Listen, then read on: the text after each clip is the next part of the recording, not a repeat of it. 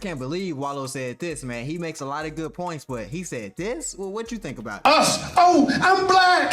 Oh, black people. Nobody gives a fuck about that. Kill that shit. Now. Either you got a good business or you don't. All that shit, don't nobody want to hear that shit. That's a hustle. Support me because I got a black business. Is your restaurant clean? Is the food good? Do you got consistent cooks? Is the material of your shit good? Stop doing that. Oh, you support the white people? No, I support consistency, baby. Yeah. Well, fuck about what color you is. I'm gonna spend my money. That paper, I'm gonna spend them millions where the fuck I want to spend it at. Whether it's Porsche, Ferrari, Lamborghini, I'm gonna do what the fuck I want to do while I'm here. But I'm gonna tell you one thing, I ain't gonna be finessed off some black shit. But one thing about it, 70% of you motherfuckers is not going to make it. I'm not no motherfucking fake ass motivational speaker that talk this dumb shit.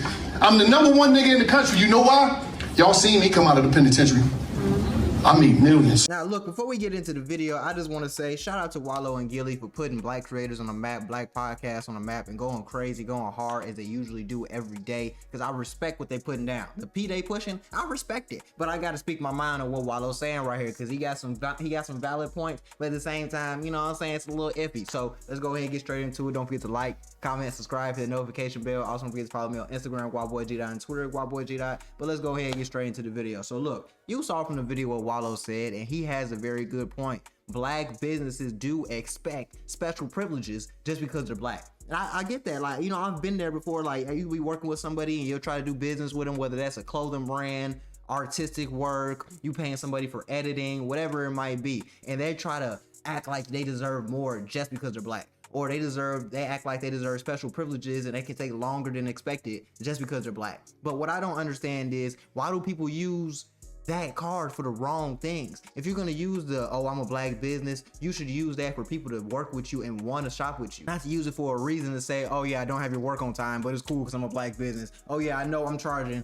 $40 over the market average, but it's cool, I'm only doing that because I'm a black business. And that doesn't make sense. And then they expect black people to put up with it, even though you want more customers, but you're doing BS work. I don't understand how that correlates. So I understand 110% where Wallo is coming from right now, but the only thing I will say is, we do have to promote and support valid black businesses. So if you have a black business, for example, like Slutty Vegan, I'm not really too sure about what they got going on, but I know they are a good company from what I've heard. So if I got Slutty Vegan, I'm gonna go support Slutty Vegan. If they overcharge a little bit, I'm gonna respect that and support that because they're a profitable, respectable black business. But if I got somebody like Turkey Hut, who's coming in here and all they doing is serving turkey wings, and they treat their customers like shit, they treat their employees like shit, they don't offer anything else, there's a lot of other things that's going on under the table, I wouldn't really want to work with Turkey. I really wouldn't want to support them. So that's an example of a bad black business. I'm not trying to throw anybody under the dirt, but I'm pretty sure Turkey Hut closed down in Houston anyway. But that's an example of a bad black business, and there are also examples of good black businesses. So it's really just based upon what their track history is and what their record is, because every business is not the same, every person is not the same. So I'm not gonna say that we gotta treat all black businesses like this, because there are nuances that we have to take advantage of and understand. So if I have this one black company that's profitable, they're making a lot of money, they're doing their job correctly, they're doing the job the right way, I'm definitely gonna support them more than someone that's not doing the job the right way, that's not profitable, that's not actually pumping out and sticking up to their deadlines. I'm not gonna support that. But I do believe that people should not get special privileges just because they are a certain race, unless you are in that certain race. For example, Asian people shop with Asians. White people shop with white people.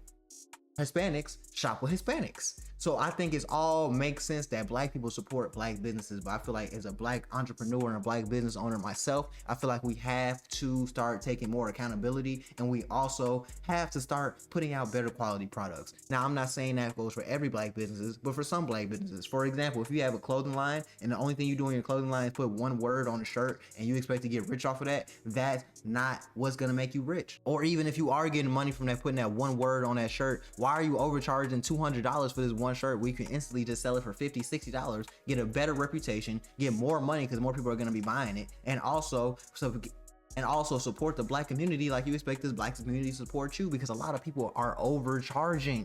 Why am I paying $80, $100 for a shirt that has 2 words on it? Why am I going in this restaurant and y'all want $100 for this, $50 for that, $60 for that on top of the tip?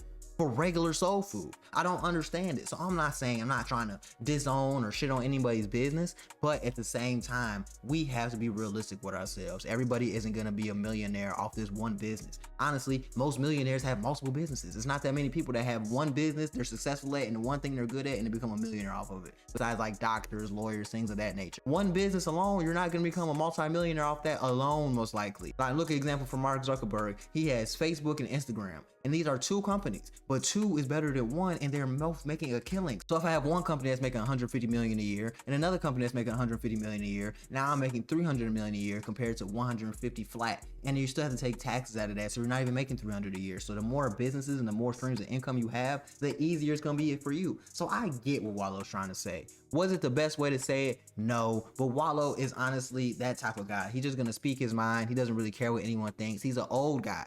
He's an old head. I respect the old heads. Not even no disrespectful way. I respect all the old players. But he did 20 years, 20 to 40. I forgot exactly how long. But he did 20 to 40 in prison. He didn't get out of prison by being this super nice guy. He got out of prison by telling how it was and being real. So that's what type of guy he is. That's the type of guy Gilly is too. Gilly is a street guy. Well, he used to be a street guy. He used to be a rapper. He used to be outside in these streets. He's going to keep it 100% real with you. But at some point, we got to stop pointing the finger and look in the mirror and change the behavior, because everything that we complain about, everything that we want fixed, everything that we have an issue with is not just a black issue. This is things that happen in every community. But the problem is with other communities, they'll take the constructive criticism, they'll fix it, and then they'll go change the issue. With the black community, we always like to point the finger and say, oh, I'm doing this, you need to support me because I'm doing that. When that's not always what's gonna happen, that's not always the case. So I will say that there was good points made on each side, on Wallo's side and the opposing side, of people saying, hey, you shouldn't have said that. Hey, you need to support black businesses. I do believe there is truth on both sides,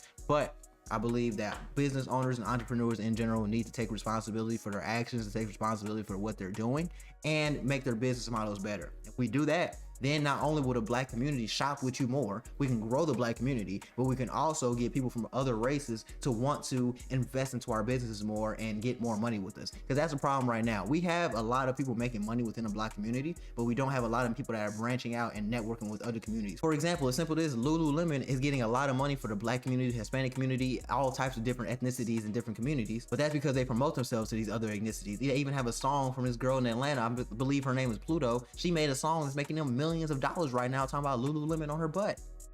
That's making them money. But black people aren't branching and networking with other races as well, and that's what's holding us back. So once we fix the business model and we fix the service, then we will be able to branch out to other communities, other ethnicities, and we'll be able to make much more money. But I appreciate y'all for tuning in for this whole video. If you got any questions, well, not counting any questions, but ready for the next video, go ahead, like, subscribe, comment, follow me on Instagram, guaboyg. Twitter, guaboyg. Let's get into it in the next video.